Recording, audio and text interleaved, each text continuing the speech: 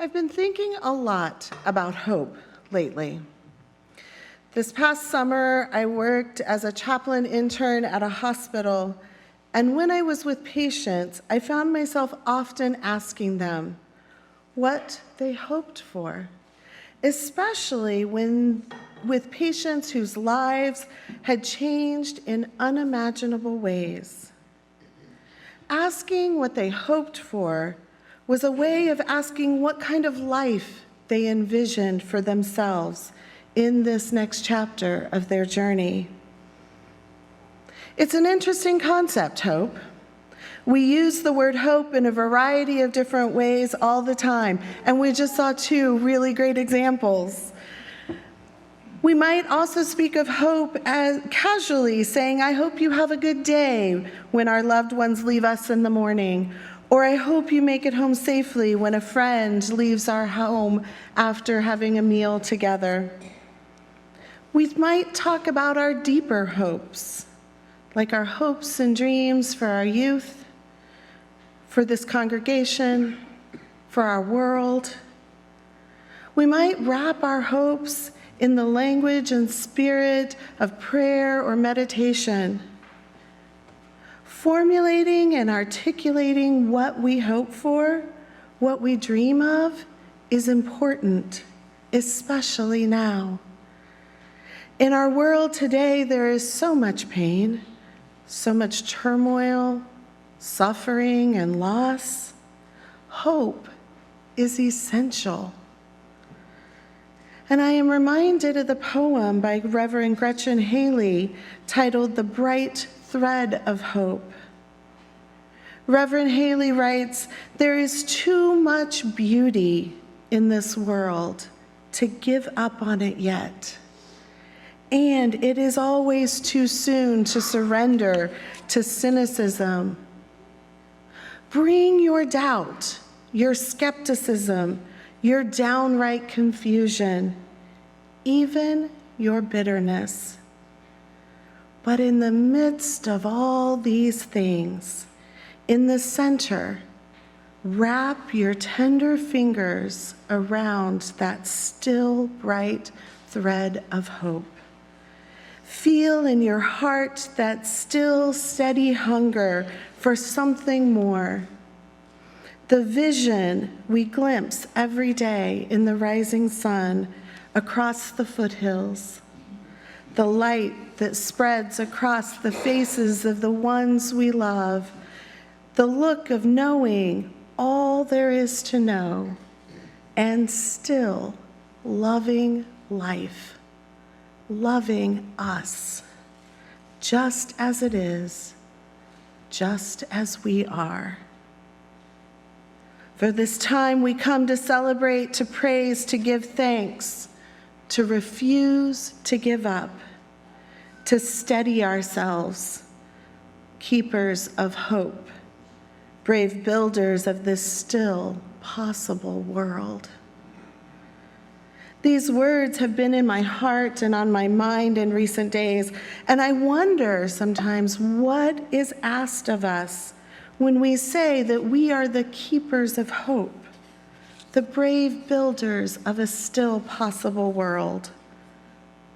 What kind of hope do we hold on to when the world seems to be turned upside down? The Reverend Nathan Dettering said that our communities live on the threshold of remembering and hope. And Rebecca Solnit, who is a historian, writer, and activist, in her book titled Hope in the Dark, says that hope is about the future, but the grounds for hope lie in the records and recollections of the past. She writes that we can tell of a past that has nothing but defeats and cruelties and injustices. Or we can tell of a past that was some lovely golden age now irretrievably lost. Or we can tell a more complicated and accurate story, one that has room for the best and worst, for atrocities and liberations, for grief and jubilation. A memory commensurate with the complexity of the past and the whole cast of participants. A memory that includes our power, produces that forward-directed energy that we call hope. It is important for us to remember all that is our lives, to tell the most honest and accurate story we can of the histories we have lived. And still, we need to dream, to hope for a better tomorrow. We can hold both. In July 2004, a young politician from Illinois delivered a speech at the Democratic National Convention. The then young Senator, Barack Obama, had this to say about hope. "I'm not talking about blind optimism here," he says, "the almost willful ignorance that thinks unemployment will just go away if we don't think about it, or the health crisis will solve itself if we just ignore it. That's not what I'm talking about. I'm talking about something more substantial. It is the hope of slaves sitting around a fire, singing freedom songs. The hope of immigrants setting out for distant shores. The hope of a mill worker's son who dares to defy the odds. The hope of a skinny kid with a funny name who believes that America has a place for him too. Hope in the face of difficulty. Hope in the face of uncertainty. The audacity of hope. Hope is indeed audacious. Even when the future looks bleak, when we're in the midst of heartache and turmoil, if we pause for a moment, if we peel back those layers of pain, suffering, and hurt, we can still find what Reverend Victoria Safford calls the bright thread of hope, and wrap our fingers around it. It is there. It is waiting for us. But is it enough to just have hope? To whisper our hopes into the night sky and wait for them to manifest themselves? Joanna Macy is an environmental activist and author, a scholar of Buddhism, general systems theory, and deep ecology. In her 90s, she had been an activist for more than 6 decades. And Chris Johnstone has been a medical doctor, coach, and activist since his teenage years. Together, Macy and Johnstone offer us another approach to hope. Much of what I'll share with you in this next part comes from their co-authored book titled Active Hope. And Macy and Johnstone note that there are 2 kinds of hope. The first is the hope for things that you are fairly certain will happen. The problem with this kind of hope, they say, is what happens when you aren't certain of the outcome, when there is little chance that the thing you hope for will come to fruition. This can leave us feeling like there is no point even trying. I hear this sometimes when people talk about elections. Sometimes they feel that their voices don't matter, and I am so grateful to those of you who have written all of those postcards that are going out in the next coming days. Sometimes people feel like, why bother? This summer, I met up with a dear friend of mine who lives in Texas, and she shared with me that she votes in every election, every one, big or small. But she also shared that it sometimes feels like a useless act, that in her community, it feels like the outcomes to those elections are decided before the polls even open. Those postcards you send make a difference. Those efforts give people who live in those areas encouragement and hope. The second form of hope that Macy and Johnstone identify is a hope that is rooted in what we most desire. I invite you to think just for a moment about a situation you are holding this morning. You can close your eyes if you want to, or just bring that to mind. Maybe it's the climate crisis. Maybe it's the treatment of immigrants, or the rights of LGBTQ folks, the attacks on our democracy. Maybe it's something specific to Frederick County or even to this congregation. Or maybe it's just something for you personally. What is on your heart this morning? And now envision what you would like to have happen in that situation. What is your greatest hope? This, Macy and Johnstone say, is the kind of hope that starts a journey. It is what we do with that hope that really makes a difference. Passive hope, they say, is about waiting for external agencies to bring about what we desire. Active hope is about becoming active participants in the process of moving toward our hopes and where we can, at times, realize them. They go on to say that active hope is a practice. It is a muscle. Like Tai Chi or gardening, it is something that we do rather than something we have.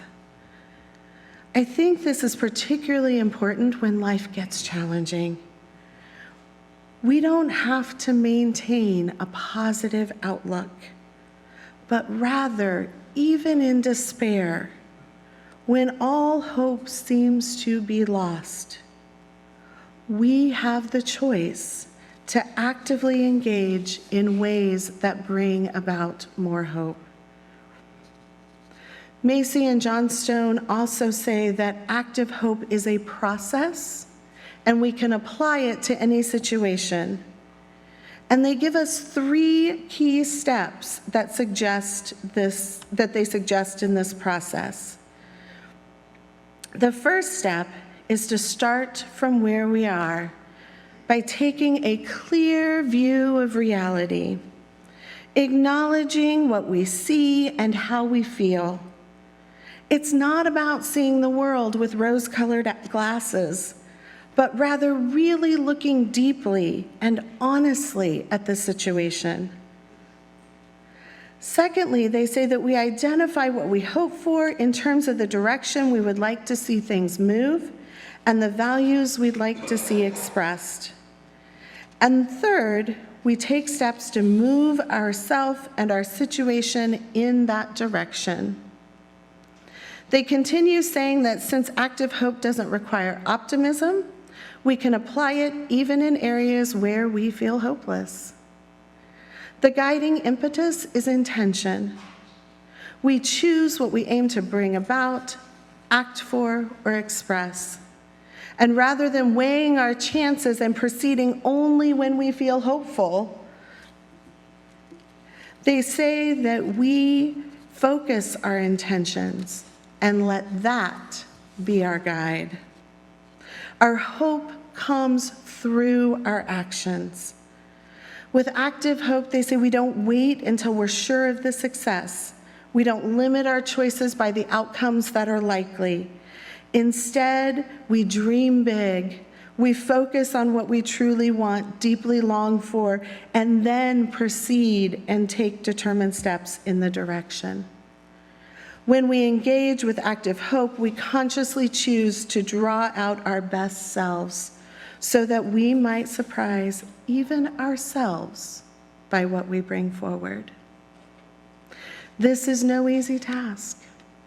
And Macy and Johnstone write that we can train ourselves to do this work and to become more courageous, inspired, and connected through what they call the spiral of the work that reconnects.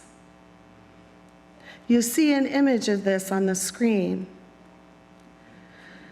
The first part of this journey is rooted in gratitude. Gratitude that builds trust and generosity and can be an antidote to consumerism. Is there something in the past couple of days that made you pause and think, I'm really glad that happened? How did that moment feel for you? Were there any tastes or smells or sounds that you noticed? How did you experience that moment in your body? Who or what helped that moment to happen? And if another being was involved, how could you offer your thanks? These elements, practiced appreciation, attribution, and giving thanks, are elements that Macy and Johnstone identify as being important when we practice gratitude. The next step in the movement in the spiral of the work that reconnects is honoring that pain for the world. It is normal and healthy to feel pain for the world we live in, especially right now. It is important that we are able to name it and to be with that pain. The Vietnamese Zen master Thich Nhat Hanh was once asked, "What do we need to do to save the world?" And he replied, "What we most need to do is to hear within us the sound of the earth crying." Hearing the earth cry within ourselves speaks directly to our interconnected web of life. And Macy and Johnstone suggest that one way we can explore this emotional reaction to the world is to simply ask how we're feeling about it, to consider what breaks your heart. What in the natural world, in human society, in our communities and our neighborhoods, what breaks your heart? What are the feelings that you carry about this? And in what ways might you use those feelings? The third movement in the spiral of the work that reconnects is seeing with new eyes. Here, Macy and Johnstone say in this third stage, we step further into the perpetual shift that recognizes that our pain from the world arises from our deep love of life. Seeing with new eyes, they continue, reveals a wider web of resources that are available to us. It opens a new view of what is possible and a new grasp of our power to act. The final station in the spiral is going forth.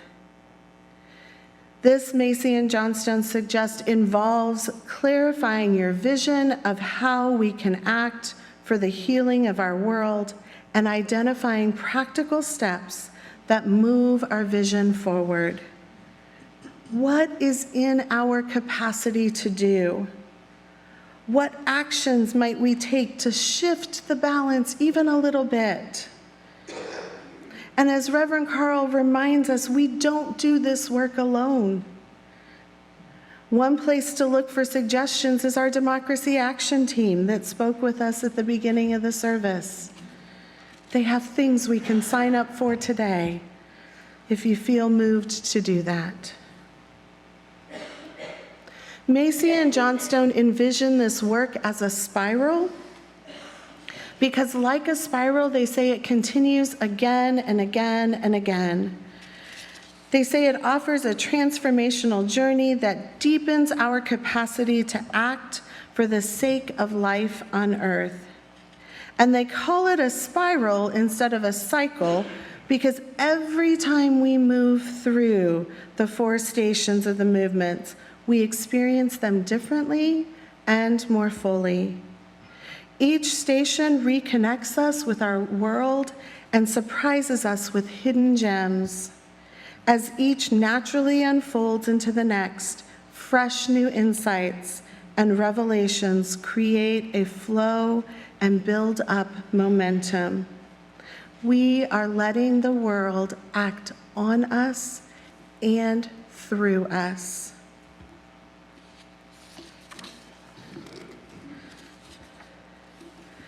These steps are also a fractal, and we see fractals in lots of different places in nature. A fractal is something that has the same characteristic shape in whatever size it is viewed.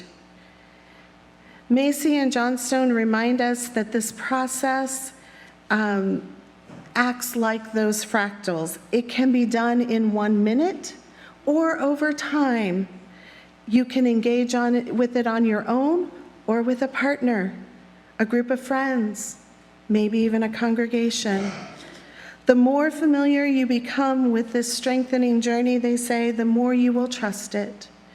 Even as each of those situations contain hidden gems, hidden depths, rich meanings, and treasures to explore. Rebecca Solnit writes that hope locates itself in the premise that we do not know what will happen, and that in that spaciousness of uncertainty, there is room to act. She goes on to say that hope is an embrace of the unknown and the unknowable. It is the belief that what we do matters, even though how and when it may matter, who or what it may impact, are things we cannot know beforehand.